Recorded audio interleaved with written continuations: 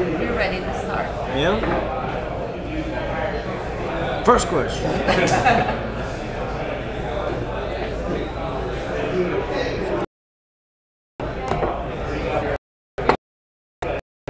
Kelvin, when you were kind of walking around Melbourne carrying a belt, saying you consider yourself the real champ, how did you kind of wrap your brain around accepting an interim title fight?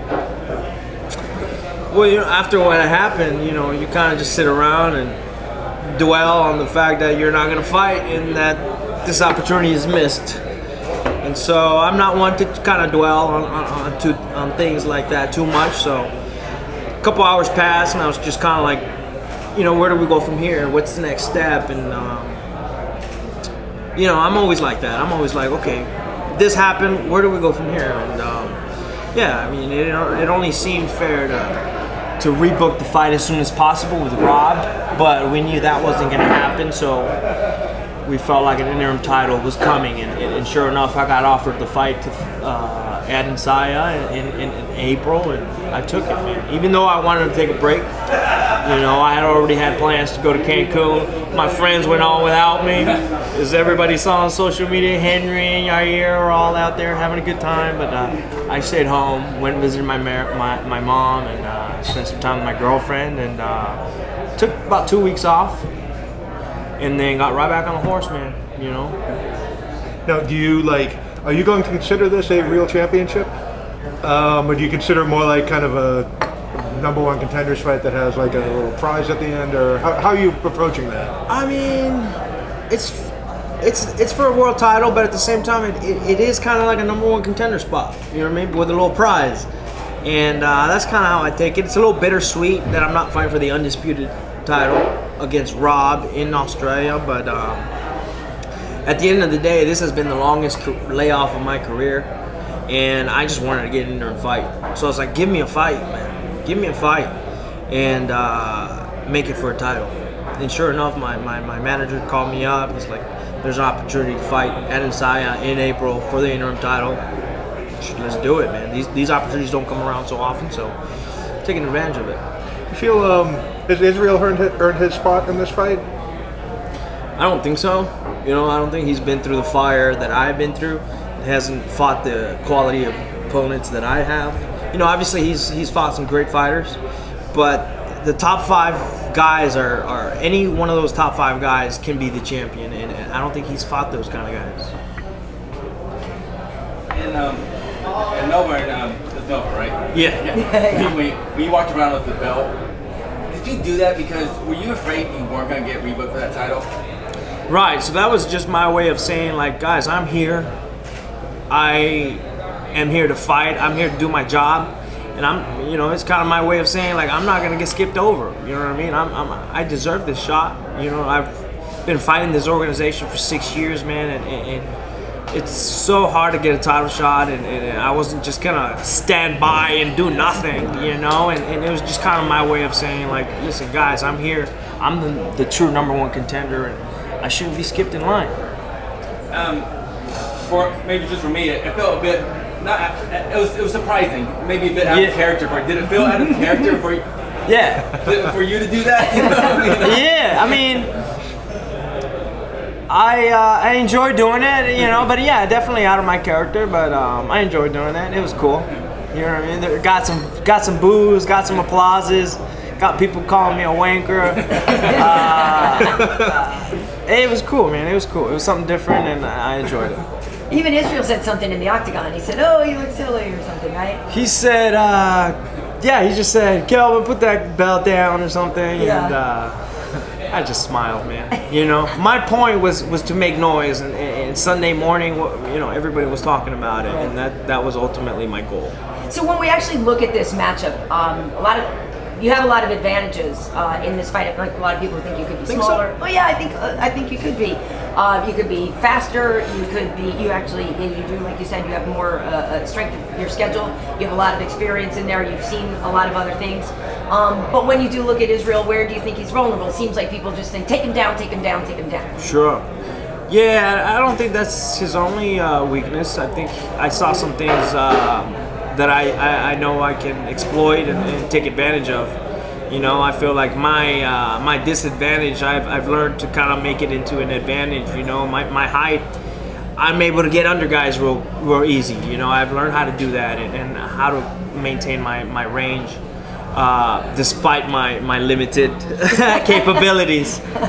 Who do you have? You know, I'm trying to think of everybody down at Kings, and I don't know if you've been, you know, farming some workout. Israel obviously is a tough person to mimic, right? Yeah. If you can't get Anderson or something, like who are you going to find? So I remember Anderson found a guy to mimic Israel for him. That's right. But what are you doing to prepare for somebody who is so unorthodox? Yeah, we found a couple of guys that are about 6'4", about the same height, same kind of body type. Obviously not as skilled as Adesanya, but for me to be able to handle that kind of body type is what I want to know, you know, or want to get used to that kind of body type. Nice. But so in general, though, you've still been putting in the work with the standard crew down at Kings? Yeah, for in general, yeah. Nice. Do you do tape study on your opponents or your coaches? I'm asking, like, I wonder, do you look at any of his kickboxing matches or anything like that in the past as far as like tendencies, or is that just so different? Well, the thing with me is, before I got in the UFC, like I was a fan of the UFC. Like I watch fights religiously, and by the time I get an opponent, like more than likely, I've already watched all of his fights, except Adesanya. Adesanya has only been in the organization for about a year, or a year and a half or something like that. And so I went back and watched the Derek Brunson fight and the Anderson Silva fight. And that's it, you know. But I'm not necessarily one of those guys that, oh, I gotta go look at tape. Not really.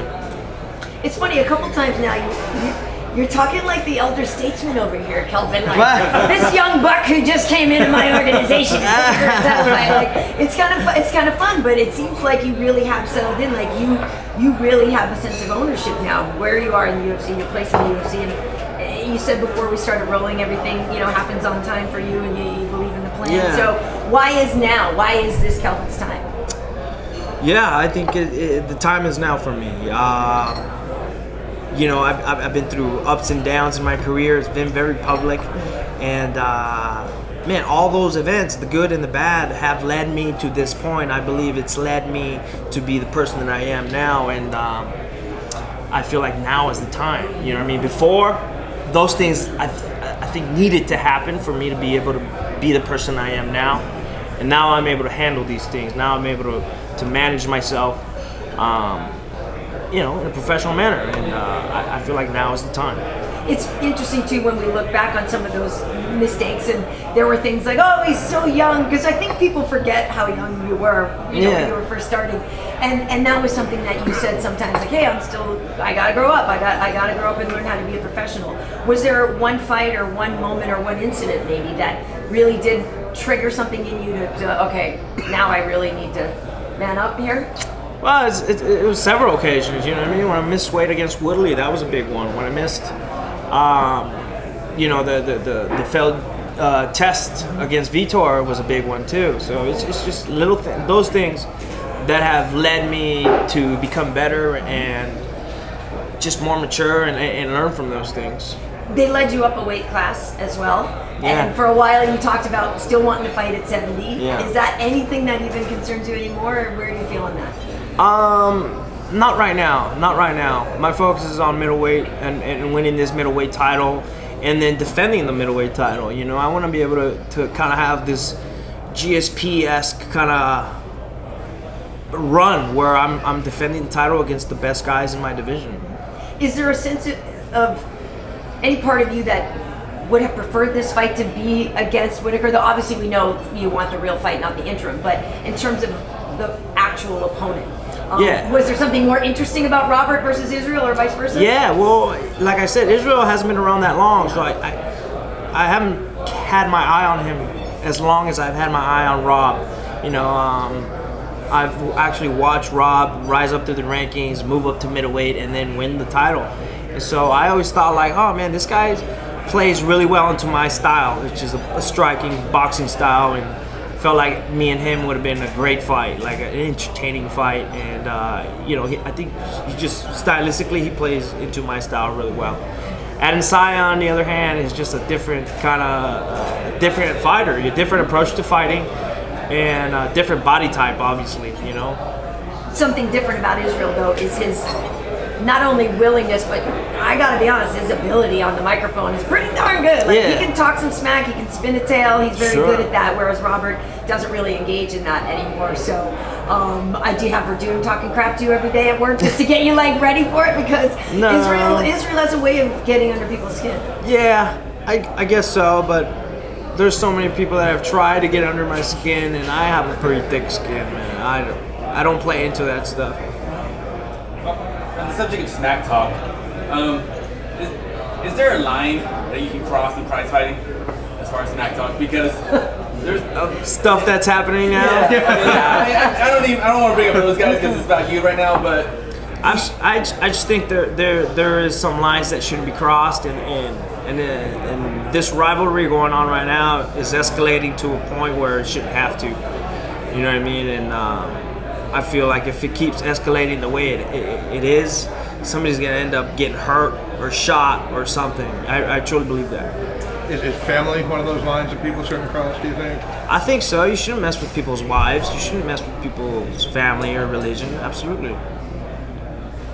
You were speaking Portuguese a little earlier. I know you speak Spanish as well. Obviously, we know that the Latin market is very big for the UFC, and it's obviously growing. It seems like you've kind of internalized that and tried to improve your language skills there. What's the long game here, Kelvin? Are you going to be the commentator for the Português at some point?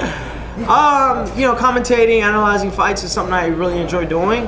I'm not good at being in front of a camera and talking like that, but it's something I really do enjoy doing, and eventually I want to be able to continue down that path. Do you feel a sense, though, of being owned by that Latin community? Like, are you feeling a sense of that they're rooting for you? Do you feel that you've been put in a position, you and, you know, Yair especially too is doing great. Yeah. Do you feel that sense of wanting to represent? Yeah, for the most part. I mean, I always go out there, you know, showing the Mexican colors. Yeah. You know what I mean? And I'm very proud of my heritage and where my family comes from, and I want to be able to represent them and represent where we come from. And so that's important to me. When this fight was announced, you immediately noted that it's the anniversary of you winning tough. This fight, like, did that jump out at you? Did this feel like fate to you to have it? Yeah, man. I mean, when things happen and they're in front of you, it's hard for you to see the big picture, you know. And I was pretty bummed once the Rob pulled out of the fight, but you know, slowly the bigger picture is unveiling itself. And once they offered me the fight to fight on April 13th, I said, that's my day, man. That's my day. You know, that's a day that changed my life forever, and so it's gonna be hard to beat me that day. Looking back on that night, right? Uriah was like, there were very few people who were ever hyped more on Ultimate Fighter than him, and it was almost like you were like, oh, the guy Uriah is fighting, and that night you came out and kind of proved everyone wrong. Did that night kind of set the tone for your whole run in the UFC, so to speak? Absolutely. I mean, I knew coming in that winning the Ultimate Fighter was just going to be my foot in the door. You know, obviously my goal was to always be champion, and I just kind of felt like winning the Ultimate Fighter was just my foot in the door.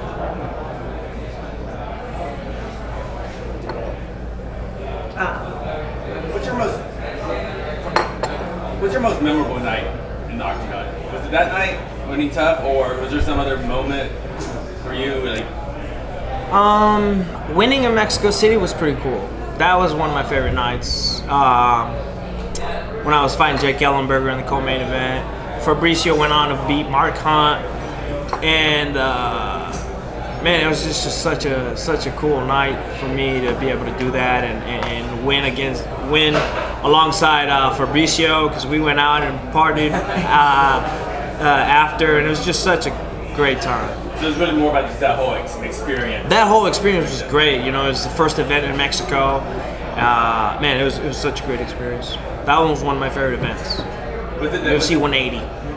Was it the hand raise? Was it the fight itself? Was it just hearing the crowd? Was it the walkout? Like were the nerves different? It was everything. It was everything, you know, because that was my first time doing a camp outside of the gym. I spent a month out in Jiquipilco, is the town, and this little town, man. And I spent a month out there on the mountains training like Rocky in this cabin. and then the whole experience, Mexico City, doing press conferences, and really getting, you know, received with open arms in that country, man. It was a cool experience. I think we Skyped when you were up in that cabin. I think so. Yeah, that's right. Yeah, we did. With you. Horrible service. Is that the one? Yeah, it was bad. But that's the one where Babalu said, where you guys almost got. Yeah. Right. Yeah. So I came a week after that happened. Oh, okay. Yeah, that's very frightening. There's a lot of editing on that. A lot of editing. Yeah. If you're in, you're out. Kelvin, are you there? Can you hear me? Can you hear me? Yeah. I remember that. Yeah, does it change anything though, having this fight stateside instead of, you know, fighting for the title in Australia? Will that do anything for you to be here instead? A little bit, you know. My last few fights have been international, you know. I'm at China, Brazil, Australia, and so it feels good to kind of just stay here at home. I get to fly there on Tuesday. You know, it's gonna be good. Yeah. And you know, since we talked about it before, your weight cutting now, you feel like you have that much more down to a science and everything. Oh yeah, big is, time. Yeah. And I mean, I like to keep it close now these days. You know what I mean? These days I'm just really close to weight, and I like to keep it that way. Well, let's talk about the frustration though that you have had. You have been a really long camp, right? So you peaked, you were ready to rock against Whittaker. Yeah. What does that do to your body? I don't know if people necessarily understand like peaking and the timing of it, and then how much time do you rest after that? How hard is it on your body to stay close to peak for so long? Yeah, I rely on that a lot, and you know, I you know, after fights, I like to take some time off, and then kind of just regroup about a month after every fight, and you know, I kind of try and time my body and so that it can peak on fight week. And so, for the most part, I do a pretty good job of making sure my body does peak at the right time. And so, taking some time off was necessary so that I don't overtrain, I don't burn myself out. And that was that was something that I really was conscious about, you know, because I don't want to burn myself out. I don't want to feel like I'm dragging myself to practices. Also mentally though, it's a drain. You could have mental burnout of thinking about a title fight, thinking about this, that. I mean, it's been draining already. I mean, I've been waiting on this fight for over almost a year, you know, and this has been the longest layoff of my career. I'm a guy that likes to stay pretty active. I like to fight 3-4 times a year, and so having to deal with not fighting was a problem as well, you know, keeping busy, making sure I have other sources of income, and so, yeah. And what timeline have they given for you if you're victorious? What's the timeline they're telling you that Robert could be available? I have not been told anything. I read an article somewhere online where he said he might be ready in August, but I think that's going to be a little too close. I want to take a little break after, just because I have been in camp since November of last year, so I want to take a little break and then eventually find a date that will make sense for me to fight Rob. You know, So I've had to wait on him for I've had to wait on him for a whole year. It only fair that they wait on me a little bit after. Well, I mean, we all want him to make it to the fight, right? So nobody's trying to rush him there either. Oh, yeah, I no, think, you definitely. know. So then, will you go to Mexico on your own? You can invite your friends back down to go with you? Yeah, oh yeah. I'm already telling them, like, yo, you guys got to pack your bags again. We're going. Nice. Yeah. What was that flight home from Melbourne like? That had to be a different experience. That's a long flight. Man.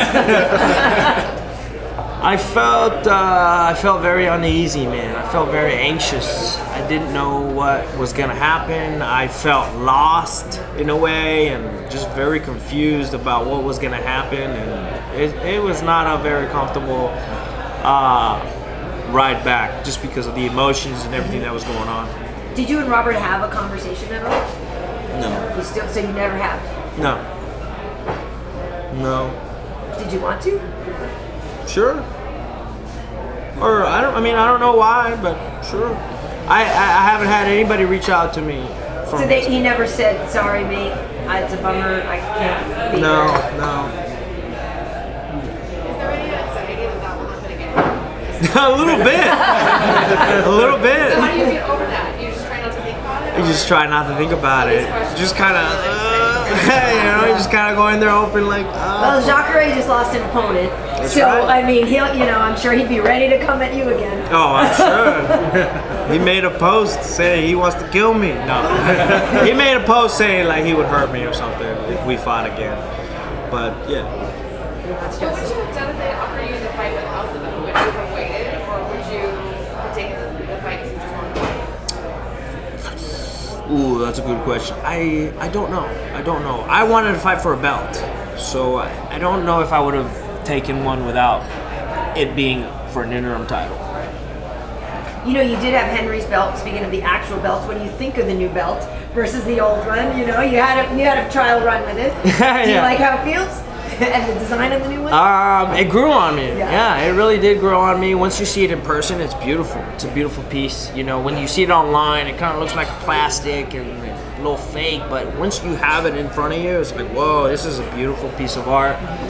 But at the same time, you know, you have this image in your head of the other belt, you know, being wrapped around your waist and having that belt, and having that image of that old belt. So I like that belt. Yes. Who exactly is going to be cornering you for this fight? Same guys that were my last few fights. I got Master Rafael Cordero, I got Arthur Strazula, one of his black belts, and then my guys from Arizona have been with me since day one, Terrell Hunsinger and Champ Robert. And those guys from Arizona, do they live down here? Do you train them, or is it just for the fight week? Yeah, it's just pretty much for fight week. I mean, they come back and forth from Arizona to California when they can, but yeah.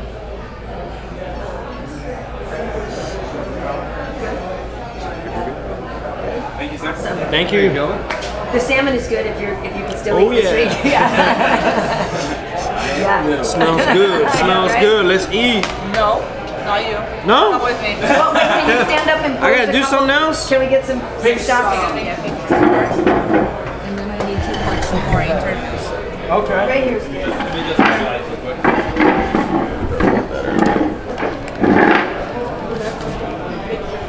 Oh, I gotta take a picture. Sweating. Look at it. You guys got me all nervous.